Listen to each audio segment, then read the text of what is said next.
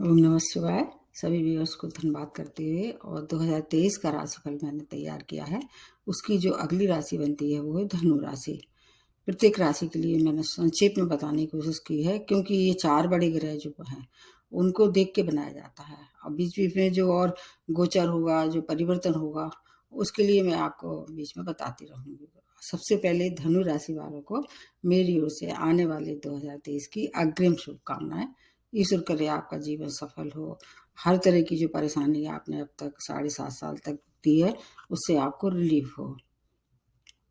2 लाइनें मेरी तरफ से आपके लिए।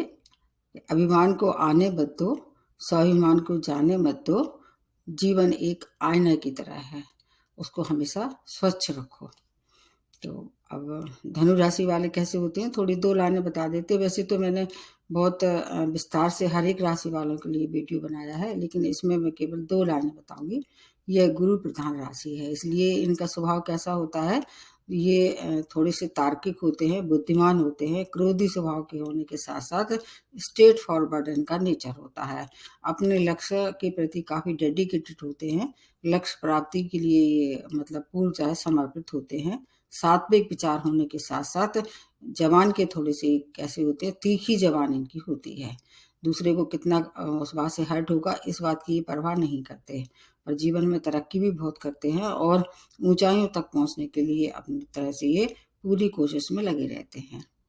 अब 2023 का राशिफल बताएँ, किस तरह से बताना है आप लोगों को मालूम होगा। ये आपको राशि से और लग्न से दोनों से देखना होगा, क्योंकि जो साढ़े साती जो ढैया होते हैं उनको मून साइन से देखना चाहिए, मतलब चंद्रमा की राशि से। और अभी इन पे साढ़े साती चल ही रही है। और लग्न से देखने से क्या होता है, जो गोचर होते हैं समय-समय से, उसका भी सही अनुमान लग जाता है। तो आप लोगों को ये जो दिमाग में चल रहा है उसको निकाल देना चाहिए। आपको लगातार वर्ष भर क्या फ़ायदे होंगे, दोनों से ही देखना ज़्यादा अच्छा रहने वाला है। जो वर्ष भर का राशिफल है वो तो 4 ग्रह जो लंबे समय तक रहने वाले हैं आपकी ही राशि में, उनको देख के उसका अनुमान लगाया जाता है। देखिए, जो ज्योतिष है वो संभावना है, इसमें कोई गारंटी नहीं होती है, ये जनरल होता है। लेकिन हाँ, मैंने ये देखा है, अनुभव किया है, कई लोगों ने मेरे को बताया है कि बहुत सी बातें जो है उन पे फिट बैठती हैं, बहुत सी बातें नहीं भी बैठती हों। तो कोई भी अगर कहता है ज्योतिषी कि 100% ये हो जाएगा, ये बहुत मतलब गलत है और लोगों को इस तरह से भ्रमित नहीं करना है। मिला-जुला रहता है, जर्नल होता है। एक ही राशि के, एक ही लग्न के करोड़ों लोग होते हैं, कैसे हो सकता है? आपकी स्वयं की महादशा, अंतर्दशा और प्लैनेटरी पोज़ीशन क्या कहती है, वो भी मायने रखती है। तो 4 बड़े ग्रह में सबसे ज़्यादा जो आपको रिलीफ़ होने वाला है, उस ग्रह के बारे में बता देते हैं। मतलब पॉज़िटिविटी तो पूरे वर्ष भर मिलेगी आपको, लेकिन सबसे पहले जो आपको खुशखबरी देने वाले हैं, वो है शनि।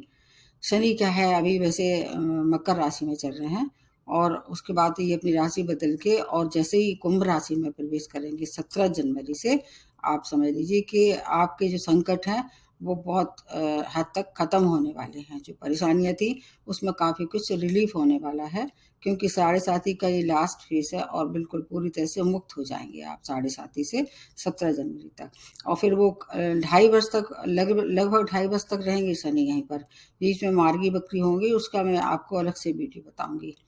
इसमें मैं अभी नहीं बता रही हूँ, वो समय जो होगा उस समय मैं आपको फिर से दोबारा मतलब सूचना दूँगी और या वीडियो अपलोड कर दूँगी। तो ये तो हो गई शनि की स्थिति। अब उसके बाद आ जाते हैं जो आपके स्वामी राशि हैं, जो कि बृहस्पति आपकी स्वामी राशि हैं। अभी आपकी नेटल चार्ट में ये मीन राशि में 4th भाव में चल रहे हैं और जो एक हंस नामक जो पंच महापुरुष है, उसका निर्माण कर रहे हैं। मतलब जो 8 राशियाँ मैंने बताई थी, जिसमें 4 हंस नामक पंच महापुरुष और 4 को सस नामक पंच महापुरुष का फ़ायदा हो रहा था, उसमें से एक राशि आपकी भी है।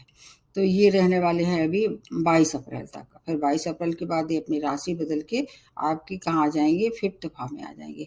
वैसे तो 4th भाव बृहस्पति के कारक नहीं मानते हैं, चूँकि केंद्र भाव है और ये पंच महापुरुष का निर्माण हो रहा है, इसका आपको पूर्णतः लाभ मिलेगा। बृहस्पति स्वामी राशि है, दूसरा फ़ायदा ही होगा। तो उसका वीडियो मैंने मार्गी जो वीडियो बनाया है, मार्गी राशि वाला, उसको आप देखना चाहिए। बृहस्पति मार्गी हो गए हैं अभी 24 नवंबर से और ये अभी फिर मीन राशि में अप्रैल तक रहने वाले हैं। उसके बाद की स्थिति क्या है, मैं उसको दोबारा बताऊंगी। अब राहु केतु पे आ जाते हैं। राहु अभी आपकी 5th भाव में चल रहे हैं क्योंकि मेष राशि में है, और केतु आपके चल रहे हैं 11th भाव में क्योंकि तुला राशि है। तो अब ये अपनी राशि 1.5 साल में बदलते हैं, तो वो 1.5 वर्ष जो है 29 अक्टूबर को समाप्त होने वाला है। तो ये राहु आ जाएंगे फिर मीन राशि में आपके 4th भाव में, और केतु आ जाएंगे आपके 10वें भाव में, क्योंकि 180 रहते हैं राहु केतु हमेशा, और वक्री चाल चलते हैं, इसलिए पिछली वाली राशि में ये प्रवेश करेंगे। ये जो एक बड़ा परिवर्तन होने वाला है। उसके अतिरिक्त अब आपके आ जाते हैं स्वामी राशि। जैसे मैंने बता ही दिया है कि आपकी स्वामी राशि बृहस्पति है, और वो 22 अप्रैल तक आपको हंस नामक पंच महापुरुष का जो लाभ आपको मिल रहा था वैसे ही मिलेगा। उसके बाद फिर गुरु चांडाल योग का निर्माण आपके 5th भाव में होगा। तो वैसे तो बृहस्पति वहाँ भारी पड़ेंगे, क्योंकि बृहस्पति का अगर देखा जाए कारक भाव है, लेकिन चूंकि राहु है, राहु जैसे कहा जाता है कि गुरु चांडाल योग, मतलब गुरु के साथ उसको साथ रह के थोड़ा सा उसकी जो सात्विकता है, जो उसकी शुभता है, उसमें कमी ला सकते हैं, खत्म नहीं कर सकते हैं। अगर नेटल चार्ट में पावरफुल हुई है गुरु, तो फिर आपको ज़्यादा घबराने की आवश्यकता नहीं है, क्योंकि अभी जो समय आने वाला है, आने आने वाला 2.5 वर्ष तक है, वो आपके लिए हर तरह से बहुत फायदा होने वाला है। खुशखबरियां आपका इंतजार कर रही हैं, जैसे कि संचार माध्यम से जुड़े लोगों के लिए विशेष खुशखबरी है। शनि आपको 2.5 वर्ष तक धन की प्रचुर मात्रा में आपको प्राप्ति होने वाली है। देश विदेश की यात्राएं कराने वाले हैं। कार्य क्षेत्र में आपका मनचाहा परिवर्तन, अगर आपने पहले से कोशिश की थी, आपका स्थान परिवर्तन हो सकता है, प्रमोशन हो सकता है, और हर तरह के सुख में वृद्धि हो सकती है। आपकी बौद्धिक क्षमता कैसी हो जाएगी, बहुत प्रखर हो जाएगी। आप अपने जो निर्णय लेंगे बहुत विवेकपूर्ण निर्णय होंगे, और उससे आपको आगे आने वाले 2.5 वर्ष तक हर तरह से लाभ ही लाभ होने वाला है। ये शॉर्ट में बता रहे हैं। और आपके लिए जो और कारक ग्रह हैं उनके बारे में थोड़ा सा बता देते हैं। जो बृहस्पति हैं, एक तो आपके कारक ग्रह जो है बृहस्पति ही है, और दूसरा आपके मंगल हैं कारक ग्रह, चंद्रमा भी आपके कारक ग्रह हैं, और सूर्य भी कारक ग्रह हैं। सूर्य इसलिए ज़्यादा मायने रखते हैं इस समय क्योंकि इस आपके भाग्येश हैं। तो अगर उसकी अगर स्थिति देखी जाए, तो भाग्य से जो है वो 16 मई से लेकर 16 जून तक, और 16 जुलाई से लेकर 17 अगस्त तक ये आपको साथ देंगे। लेकिन पिता की हेल्थ के लिए थोड़ी सी ये परेशानी भरे हो सकते हैं। भाग्येश का भी जीवन भर आपको कुछ कुछ साथ मिलता ही रहेगा, क्योंकि आपके लिए कारक हैं। आप जितना भी कार्य करेंगे उसके अनुरूप आपको फल भी मिलेगा। मतलब एक तरह से भौतिक और अध्यात्म दोनों ही तरह के फायदे इसमें आपको पूरे वर्ष भर होते ही रहेंगे। और अगर आपका सही महादशा अंतर्दशा अच्छे ग्रह की, शुभ ग्रह की, कारक ग्रह की चल रही है, तो जो परेशानी 7.5 साल तक आपने उठाई थी, उन सब के लिए अब आपके लिए छुटकारों का समय, छुटकारे का समय आ ही गया है। हर एक सेक्टर के हिसाब से मैं बताने की कोशिश करती हूँ। जैसे कि आपको सबसे पहले हेल्थ के लिए बता देते हैं। जब आपकी हेल्थ अगर अच्छी रहती, तो आप हर चीज़ का आनंद ले सकते हैं, और मेहनत भी कर सकते हैं, और उससे धन भी कमा सकते हैं। हेल्थ के लिए प्रारंभ का समय थोड़ा मई जून तक का समय अच्छा नहीं है, क्योंकि मंगल जो है वो आपके 6 भाव में रहने वाले हैं, और उसके बाद फिर आते जाते रहेंगे। 7th और 8th भाव तीनों को कवर करेंगे ये। और मंगल वैसे आपके लिए कारक हैं, लेकिन चूंकि इनका भाव बहुत अच्छा नहीं है, इसलिए ये जब तक नीच राशि में रहेंगे लगभग ये मई जून तक रहते हैं नीच राशि में। एग्जैक्टली मैं आपको बाद में बताऊंगी, अभी अंदाज से बता रही हूँ। तो जब तक ये नीच राशि में रहेंगे, तब तक कि मतलब भाग्य इसका साथ इन्हें नहीं मिलेगा, तब तक आपको हेल्थ से रिलेटेड परेशानी हो सकती है। लेकिन कोई बड़ी मेजर कोई डिसीज की संकेत दिखाई नहीं दे रहे हैं। 6 भाव आपका रोग का, ऋण का, शत्रु का, शत्रु भी बीच बीच में आपको कुछ परेशान करेंगे, और ऋण से अगर कोई परेशानी थी तो उससे छुटकारा मिलेगा। और इसके अलावा पेट से संबंधित कोई परेशानी थी, पेट के रोग को भी कई बार दिखाई दे रहा है कि वृद्धि होगी। जो मतलब कहना चाहिए बृहस्पति की जो राशियां होती हैं, अगर उनको होती है सबसे ज़्यादा परेशानी, तो पेट से संबंधित रोग या ओबेसिटी, इन सबसे ज़्यादा के शिकार हो जाते हैं, क्योंकि ये मीठी चीज़ों के ज़्यादा शौकीन होते हैं खाने के। इसलिए उसको अपने पेट को कंट्रोल करना ही चाहिए। बाकी पेट के रोगों से छुटकारा बाद में मिल जाएगा, जब ये भाग्य से आपके भाग भाव में आ जाएगा।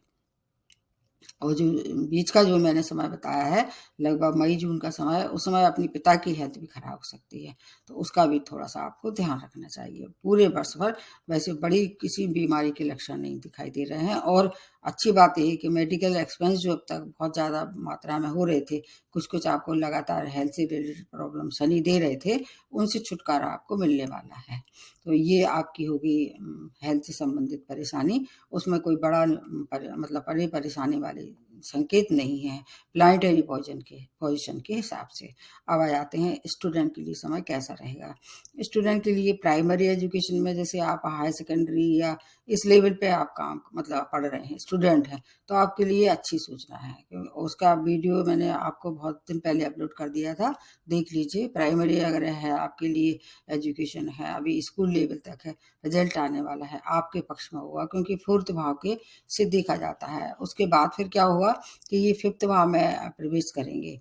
फिफ्थ भाव जो है वो आपकी शिक्षा का है, आपकी संतान का है, आपके प्रेम प्रसंग का है, शेयर मार्केट का भी है। तो स्टूडेंट को क्या है, अभी का समय ज़्यादा अच्छा है। उसके बाद जब ये राहु के साथ गुरु चांडाल योग आपके फिफ्थ भाव में बनाएंगे, तो ये क्या विचलित करेंगे आपका जो फोकस है, उसमें थोड़ी सी कमी दिखाई दे रही है। राहु के साथ रहेंगे बृहस्पति, तो बृहस्पति वैसे तो आपका फेवर करेंगे क्योंकि स्वामी राशि हैं, लेकिन बीच बीच में आपका फोकस बिगाड़ने की पूरी कोशिश करेंगे। तो इसलिए आपको थोड़ा फोकस बना के चलेंगे तो एजुकेशन के लिए अत्यंत सुखद है। अभी भी का समय भी अच्छा है, अप्रैल तक का समय। अप्रैल तक के लिए आपकी संतान शिक्षा के लिए समय चारों ओर से खुशखबरी दिखाई दे रही है। और इसके बाद का समय और दूसरे मायने में अच्छा है। जैसे कि अगर आप अपने घर से बाहर जाके कहीं दूर एजुकेशन लेना चाह रहे थे, हायर एजुकेशन के लिए, अगर आपने या मान लीजिए दूसरी कंट्री में जाना चाह रहे थे, वीजा वगैरह के लिए अप्लाई किया था, तब इस समय स्थिति ज़्यादा अच्छी होगी, क्योंकि मंगल की एक दृष्टि 12th भाव पे ही रहेगी इस दौरान। इसलिए आपको देश विदेश से संबंधित कोई काम अगर अटका हुआ था, अब आप कोशिश करेंगे तो आपको वो सफलता मिलना निश्चित है। वो भी आपको ऐसे फील्ड, जैसे कि राहु कहाँ दिलाते हैं, विदेशी भाषाओं के लिए बहुत जाने जाते हैं राहु।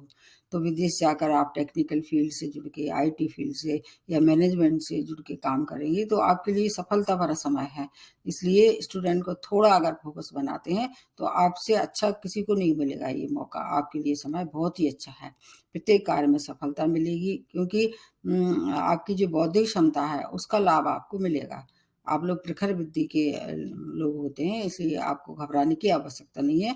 अगर आप अपना फोकस बना के चलेंगे तो बृहस्पति आपको वरदान की तरह का वरदान देंगे और आपकी हर एक सफलता आपका इंतजार कर रही है। उसके बाद आ जाते हैं, शिक्षा के बाद आ जाते हैं कैरियर के लिए। कैरियर के लिए समय, अभी गुरु की एक दृष्टि सप्तम आपके कार्य क्षेत्र पे पड़ रही है, अत्यंत सुखद है। मैंने बताया कि गुरु की दृष्टियों में अमृत होता है। और उसके बाद की स्थिति भी उतनी खराब नहीं होगी, क्योंकि एक तो स्वामी राशि है, और अभी के हिसाब से अगर देखें अप्रैल तक के लिए, अगर आप जॉबलेस थे तो जॉब की प्राप्ति कोशिश करेंगे तो मिलेगी। ऐसा नहीं है कोई आपको जबरदस्ती कह देगा आपके लिए जॉब पड़ा है उठा ले आइए, नहीं, आपको कोशिश करनी ही पड़ेगी। तो जॉब के लिए, व्यापार के लिए नए नए अवसरों की प्राप्ति होने वाली है। और अगर जॉब, पुराने जॉब में बहुत दिनों से अटकी हुई थी, उन्नति नहीं हो रही थी कोई, तो उसमें भी प्रमोशन होगा। अगर आप पॉलिटिशियन हैं तो राजनीति में सफलता।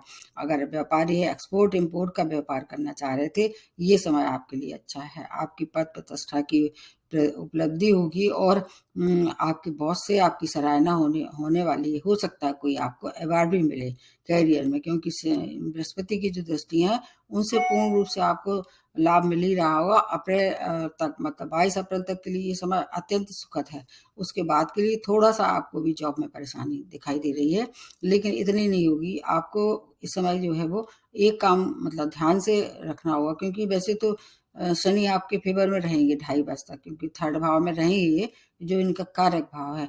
तो जो भी नौकरी करते हैं, अगर कोशिश करेंगे तो आपको पद प्रतिष्ठा का भी लाभ ही दिलाने वाले हैं। किसी से भी आपको वाद विवाद नहीं करना है, क्योंकि धनु राशि वाले थोड़े से तीखे जबान के होते हैं, तो किसी से भी ऐसे अपशब्द ना बोलें, नहीं तो ये शनि फिर आपको दंडित भी कर सकते हैं। प्रतियोगिता में सफलता, आपके अगर कोई प्रमोशन ड्यू था वो हो जाएगा, इससे ज़्यादा आपको फिर कुछ चाहिए भी नहीं है। हर तरह से धन की, मान की, प्रतिष्ठा की प्राप्ति से आपका मन बहुत प्रसन्न होगा, और फिर उसके बाद आप वैवाहिक की ओर बढ़ने की कोशिश करेंगे।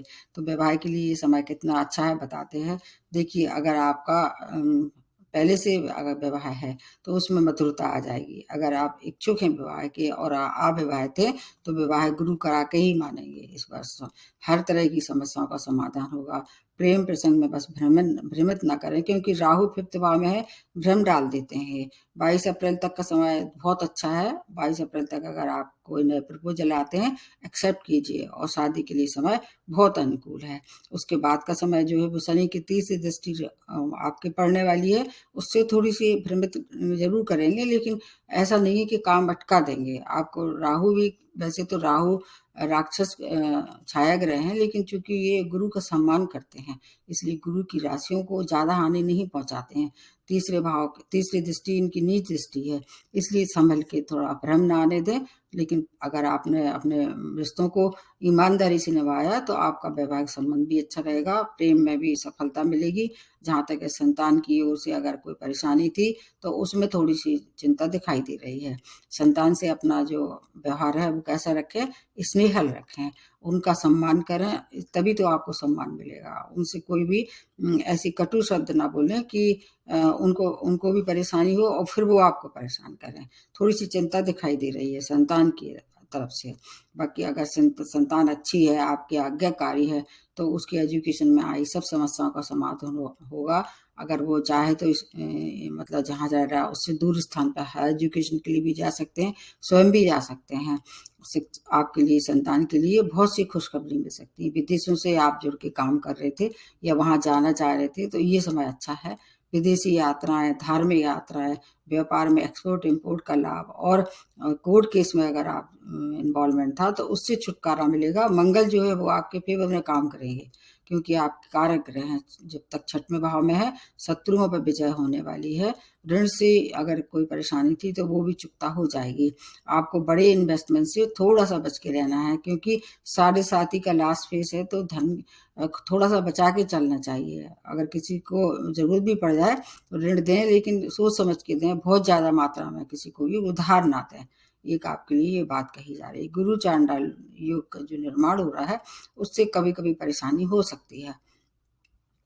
अगर आप की किसी भी तरह से एक पहला विवाह है, विच्छेद हो गया था, किसी भी कारण से हो सकता है, तो दूसरे विवाह की भी आपकी एक सबसे ज्यादा प्रबल योग बन रहे हैं। स्ट्रॉन्ग मतलब इस समय पोजीशन में है आप दूसरे विवाह के लिए। दूसरी संतान के लिए भी ये समय बहुत अच्छा है और भाग्य की वृद्धि होगी। भाग्य से सब काम होने वाले हैं। विशेष तौर से जब सूर्य आपके भाग्य स्थान में आ जाएंगे, मतलब 9th भाव में आ जाएंगे भ्रमण करते करते, तो आपके लिए ये समय फिर और ज्यादा अच्छा होने वाला है। भाग्य साथ देगा तो आपके लिए बहुत सारे जो आपके रुके हुए पेंडिंग जो काम थे उसमें प्रगति आ जाएगी और जीवन के हर एक क्षेत्र में आप अग्रसर होंगे। आगे बढ़ने के साथ साथ धन की, मान की, पद प्रतिष्ठा की प्राप्ति होगी। वैवाहिक संबंध मधुर होंगे। संतान प्राप्ति के अच्छे अवसर हैं। लेकिन अगर आप गर्भवती मतलब महिला हैं और गर्भवती हैं तो शुरुआत का समय थोड़ा आपके लिए कठिनाई भरा हो सकता है। एक्स्ट्रा अलर्ट की जरूरत है, अन्यथा वहां हानि हो सकती है। बाकी क्योंकि राहु जब रहेंगे 5th भाव में, गुरु चांडाल योग का निर्माण होगा, तो गर्भवती महिलाओं के लिए थोड़ी सी परेशानी भरा समय है। और चीजों के लिए समय अत्यंत श्रेष्ठ है। जब अभी भी और 29 अक्टूबर के बाद जो स्थिति हुई उसका मैं अलग से पुनः बताऊंगी। तो इन टोटली जो है आपके लिए ये वर्ष बहुत अच्छा है। 7.5 जब जिसकी निकल जाती है वो काफी कुछ राहत महसूस करता है। थोड़ा अगर खाने पीने का भी ध्यान रखें। प्रारंभ में ही मैंने बताया कि जो गुरु प्रधान राशियां होती है वो खाने पीने की उनके अंदर बहुत शौक होता है, तो खाने पीने का अगर शौक कम कर दें तो आप अपनी हेल्थ को भी कंट्रोल कर सकते हैं। ओबेसिटी के शिकार भी होने से बच सकते हैं और सात्विक रहना चाहिए। आपके लिए विशेष तौर से बात लागू होती है। अगर आप सात्विक रहेंगे खाने पीने के हिसाब से तो कोई भी बड़ी बीमारी के लक्षण दिखाई नहीं दे रहे हैं।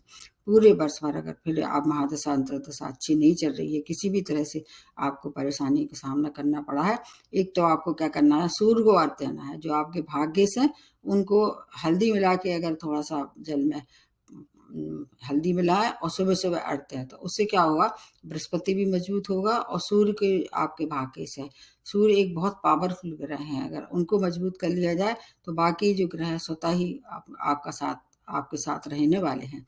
तो एक तो आपको भाग्येश को मजबूत करना होगा, और इसके अलावा बृहस्पतिवार के दिन आपको क्या या तो गुरु मंत्र कर सकते हैं, या कहीं मंदिर में जाके वहाँ पर श्रमदान करें, कुछ सेवा करें, साफ-सफाई करें। तो ये आपके नए अवसरों की जो प्राप्ति मिलने वाली थी, अभी तक बाधा आ रहा था, आपके जीवन में जो परेशानी आ रही थी, उस तरह से ये दोनों ही ग्रह मिलके आपके जीवन को सुखद और प्रसन्नता भरा बना देंगे 2023 क्या, अगले 2000 ढाई साल तक।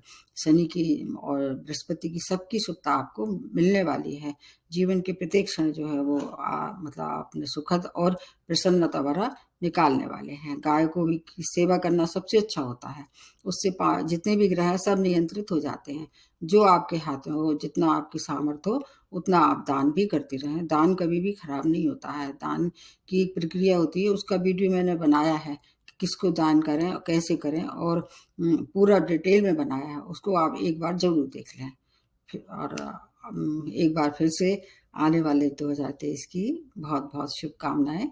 ईश्वर करे आपका आने वाला वर्ष मंगलमय हो। यहीं समाप्त करते हैं। नमस्ते और धन्यवाद।